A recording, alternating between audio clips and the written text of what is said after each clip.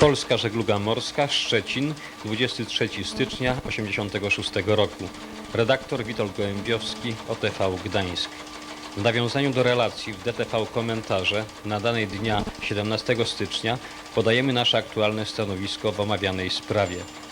Dotychczasowe wyniki stosowania metody potwierdzają, że statki osiągają dzięki jej stosowaniu oszczędności w zużyciu paliwa.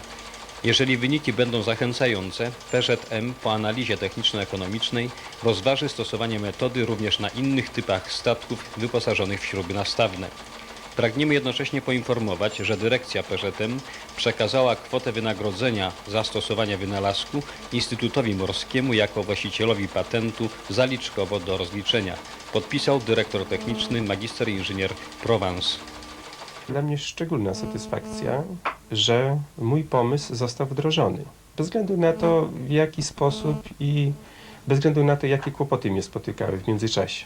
Otóż w trakcie tego spotkania w Komitecie Centralnym zastępca kierownika Wydziału Ekonomicznego KC, pan Włodzimierz Hausner, powiedział rzecz dla mnie znakomitą.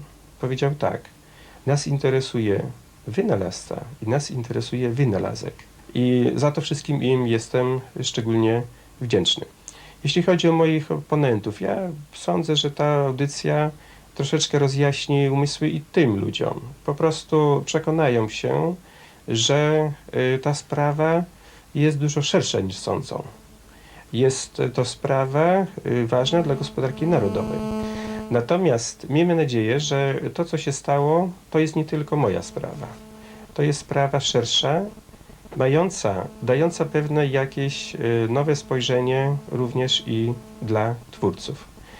Chodzi o to, żebyśmy mogli śmielej myśleć, śmielej proponować nasze projekty, dlatego że ktoś na to czeka. I w rezultacie jest tak: więcej raczej ludzi pomaga niż przeszkadza. A najlepiej byłoby, gdyby nikt nie przeszkadzał.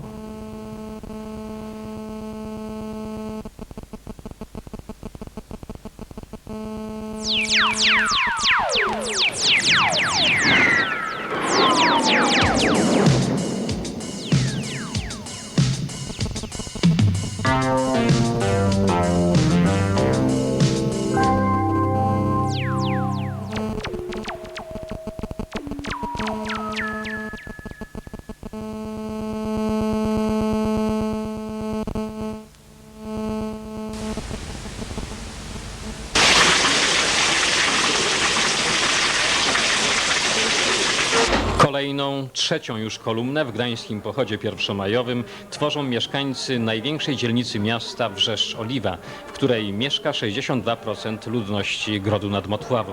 Pozycja tej dzielnicy wyznacza głównie jej potencjał naukowy, oświatowy i kulturalny. W 128 placówkach uczy się tutaj ponad 70 000 dzieci i młodzieży, a w 4 wyższych uczelniach kształci się 27 000 studentów.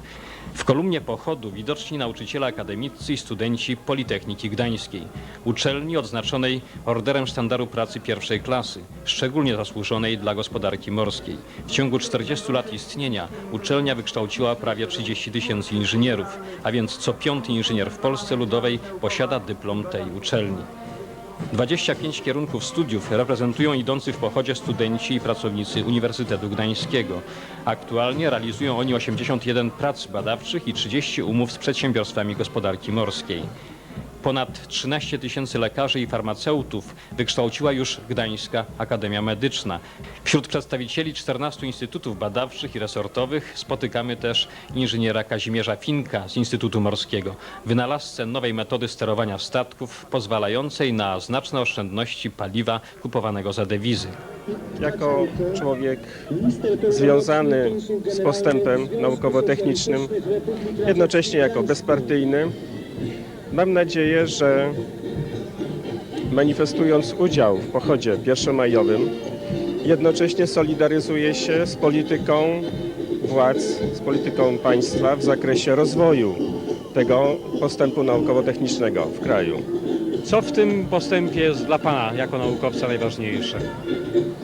Sądzę, że najistotniejsze to jest wdrożenie myśli do praktyki. Nie jest problemem stworzenie nowego rozwiązania. Problemem jest wdrożenie. Sam pan miał pewne problemy z tym.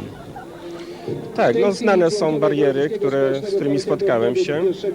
Tym niemniej muszę tutaj przy tej okazji Święta Majowego powiedzieć wiele ciepłych słów pod kątem, adresując te słowa do załóg statków Polskiej Żeglugi Morskiej, do tych wszystkich ludzi w Polskiej Żegludze Morskiej, którzy identyfikowali się z moją sprawą i pomogli w rzeczywistym wdrożeniu moich pomysłów do praktyki w PŻDM-ie. Gdański pochód pierwszomajowy zamyka pełna wdzięku kolumna sportowa. Idzie w niej wielu znanych w kraju i za granicą wychowanków klubów sportowych, m.in. Spójni, Lechii, MRKS-u, Startu, Stoczniowca, Gedanii, AKS-u i Wybrzeża. Wielu z nich jeszcze dzisiaj weźmie udział w odbywających się po południu zawodach sportowych. Podobnie jak część innych uczestników pochodu, będzie wykonawcami lub widzami licznych imprez i festynów plenerowych.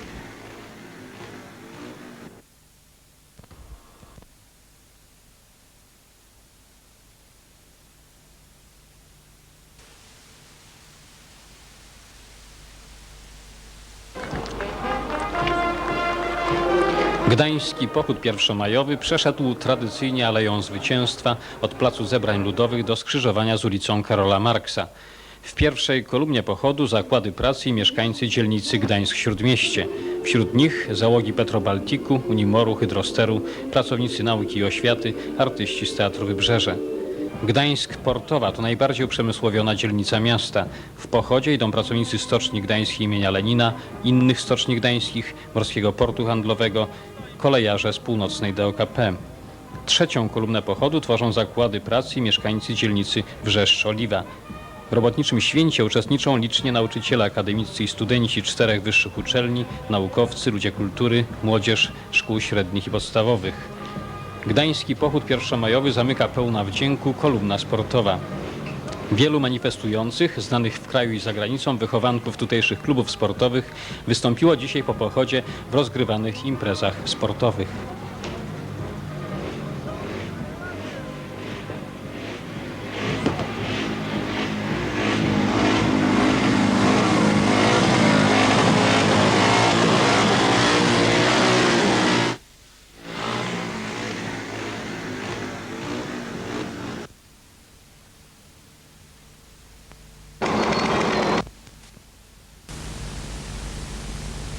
Podczas dzisiejszego kolegium Instytutu Morskiego w Gdańsku mówiono o realizacji wdrażania w życie metod oszczędnościowych zużycia paliwa na statkach. Między innymi mówiono o metodzie inżyniera Kazimierza Finka. Tematem tych dyskusji było przygotowanie zamówienia rządowego dla realizacji i wdrożenia mojej metody do praktyki, zarówno na statki polskie, jak i te w eksploatacji, jak również statki budowane w polskich stoczniach. Tytułem wydanych decyzji ministra kierownika Urzędu Gospodarki Morskiej oraz ministra hutnictwa i przemysłu maszynowego obecnie przygotowywane są odpowiednie kroki i harmonogramy dla realizacji mojej metody do praktyki.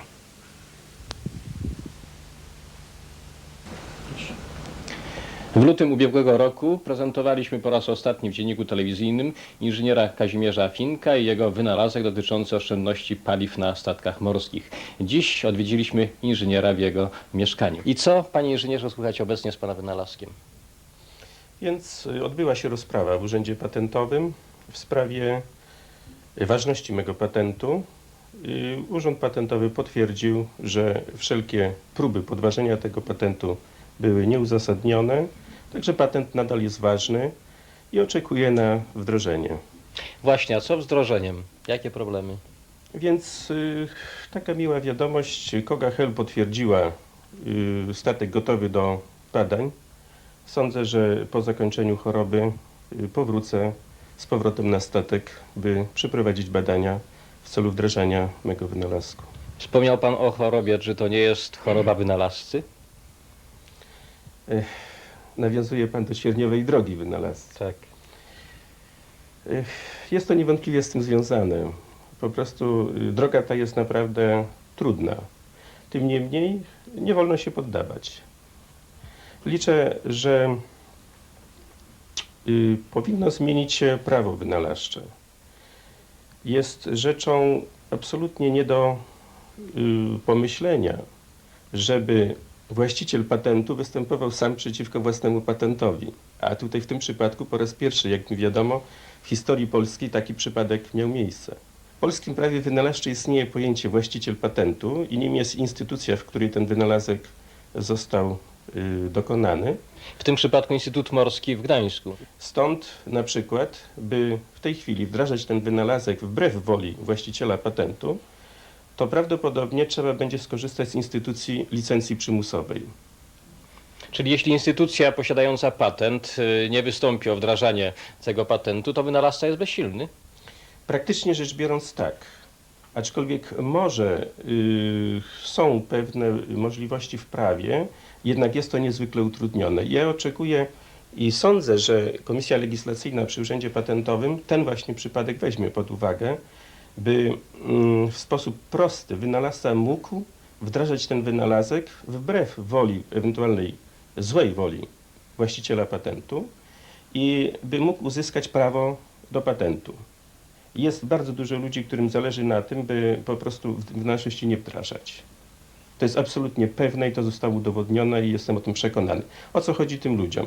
Po prostu chodzi im o to, by sprzedawać prace, które są niewdrażane i by nie mieć kłopotów z wdrażaniem. Przecież taki dyrektor instytutu na przykład z wynalazczości musi się rozliczać. Trzeba wyliczać efekty, trzeba te efekty sprawdzać, prawda, i tak dalej, i tak dalej. Natomiast jest mu zupełnie wygodniej prowadzić pracę, działalność naukową, która stroni od wdrożeń. Czego pan oczekuje